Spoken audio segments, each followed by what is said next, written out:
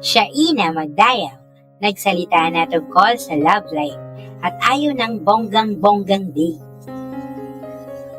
Napakasimple naman ng dating child star na si Shaina Magdayaw.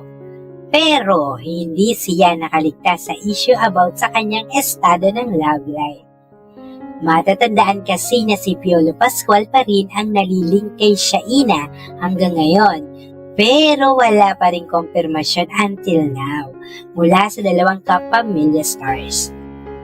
Mas gusto raw ng dalaga na low profile lang ang kanyang personal life para walang masyadong chismis at intriga mula sa mga outside forces. Ito ang buong kuda ni Shaina. Steady lang naman ako. Steady. Laging masaya. Ganun lang lagi. Maganda namang tahimik lang ang buhay. Babalitaan ka na lang po kayo. You know, I like the simplest dates. I won't say the exact date. Nothing too grand, but very private and simple. Kasi alam nyo naman na ganun ako.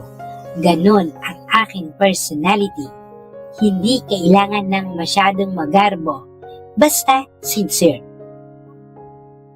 Samantala, bilang bahagi ng selebrasyon ng kanyang 29th anniversary sa mundo ng showbiz ngayong 2025, abangan daw ang ilang pasabog na projects ni Shaina. Ito pa ang buong kuda ni Shaina. Yes, meron po.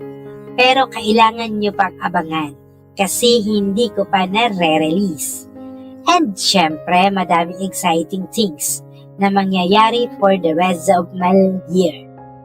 I will be updating everyone naman on my social media.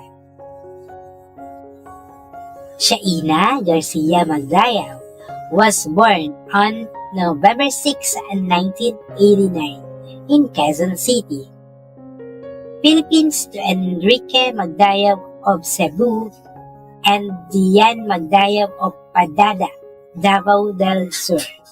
She is the youngest of 4 siblings, including singer, actress Vina Morales,